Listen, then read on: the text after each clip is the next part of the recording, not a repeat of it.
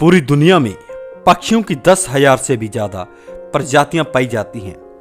सभी के वही 2 पंजे, 2 पंख और एक गर्दन होती है। लेकिन इन्हीं में से एक ऐसा पक्षी है जिसकी एक अलग ही पहचान है, जो आसमान का सीना चीर के हजारों मीटर ऊपर 120 किलोमीटर प्रति घंटे की रफ्तार से उड़ता है, जो खुद से कई गुना अधिक वजन के शिकार को भी अपने पंजों में दबोचकर उड़ जाता है। और इसीलिए उसे पक्षियों का राजा कहा जाता है, जिसे हम बाज के नाम से जानते हैं। और एक बाज इतना ऊंचा मुकाम हासिल करता है अपनी ट्रेनिंग और अपने दोबारा जन्म की वजह से। अगर आप भी इस दुनिया में एक मुकाम हासिल करना चाहते हैं तो एक बाज को बाज बनने का पूरा सफर आपको जानना बहुत जरूरी है, क्योंकि 25 से 30 की उम्र तक आने के बाद भी लोगों को रिस्क लेने से डर लगता है। लेकिन एक बाज की जीवन की शुरुआत ही एक रिस्क से होती है। जिस उम्र में बाकी पक्षियों के बच्चे सिर्फ ची ची करना सीखते हैं, उस उम्र में एक मादा बाज अपने बच्चों को पंजों में दबोचकर हजारों मीटर आसमान की ऊंचाइयों में उड़ जाती है, उसे यह बताने के लिए कि तेरा जन्म आसमान का सीना चीर के सबसे ऊपर उड़ने के लिए हुआ है। तेरा जन्म पक्षियों का बादशाह बनने के लिए हुआ है। जमीन से हजारों मीटर ऊपर ले जाकर मादा बाज अपने पंजों से उसे छोड़ देती है, और यहीं से शुरू होती है उसकी हाई रिस्क ट्रेनिंग।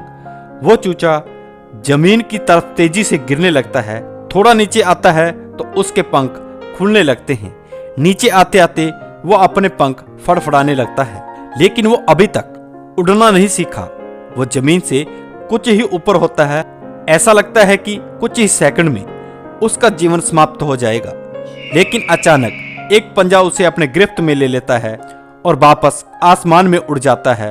वो पंजा होता है उसकी मां का, जो उसके पीछे उड़ रही थी। उसकी ये ट्रेनिंग तब तक चलती रहती है जब तक वो उड़ना नहीं सीख जाता। इतनी हाई रिस्क ट्रेनिंग होने के बाद इस दुनिया को एक बाज मिलता है। बारिश के वक्त जब सारे पक्षी आश्रय की तलाश करते हैं, तब यही बाज उसी बारिश में आसमान को चीरते हुए ऊपर निकल जाता है और बादल से कहता है, तू बरस ले, कितना बरसेगा, और फिर नीचे आकर चैलेंज करता है। एक बाज की उम्र लगभग 70 साल होती है। जब वह 40 साल का होता है, तब एक परेशानी उसकी जिंदगी में मौत बनकर आती है, जो आपकी परेशानियों की तुलना में बहुत बड़ी होती है। क्योंकि 40 की उम्र में बाज की चोंच इतनी मुड़ जाती है कि उसे शिकार निगलने में बहुत परेशानी होती है। उसके पंख भारी हो जाते हैं, छाती से चिपकने लगते हैं, जिससे उड़ना बहुत मुश्किल हो जाता है। उसके पंजे लंबे और लचीले हो जाते हैं, जिससे वह शिकार को सही से नहीं पकड़ पाता। अब उस बाज के पास सिर्फ 3 रास्ते होते हैं। पहला, वो अपने शरीर का त्याग कर सकता है। दूसरा, गिद्ध की तरह छोड़े हुए भोजन पे निर्भर हो जाए। और तीसरा, सबसे कठिन और पीड़ादायक रास्ता, अपने आप को पुनर्स्थापित का, फिर से आसमान का सीना चीरकर उड़ने का। और वो इसी तीसरे रास्ते को चुनता है और अपने पास की सबसे ऊंची चोटी पर पहुंच जाता है। वहां पर अपना घोंसला बनाता है और फिर शुरू होता है परेशानी को जड़ से उखाड़कर आसमान में उड़ने का सफर। वह अपनी चोंच को एक चट्टान पर मार मार कर तोड़ देता है, लहूलुहान हो जाता है और इंतजार करता है नई चोंच के आने का। उसके बाद अपनी नई चोंच से अपने पंजों को काट देता है और फिर इंतजार करता है नए पंजों के उग आने का।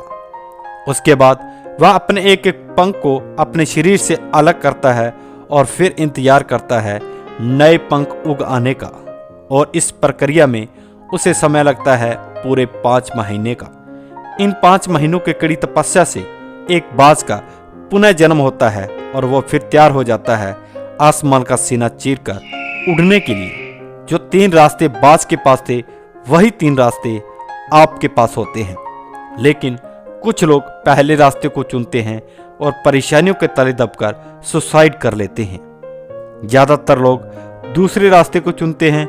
वो परेशानियों का बोझ पड़ते ही अपने लक्ष्य को छोड़कर एक नॉर्मल लाइफ जीने लगते हैं। और कुछ वो लोग भी होते हैं जो इन परेशानियों को लात मारकर अपनी मेहनत के दम पर बाज की तरह आसमान की बुलंदियों को छूते हैं। दोस्तों, बाज की यह ट्रेनिंग हमें बहुत बड़ी सीख देती है कि अगर रिस्क लेना पड़े तो लो।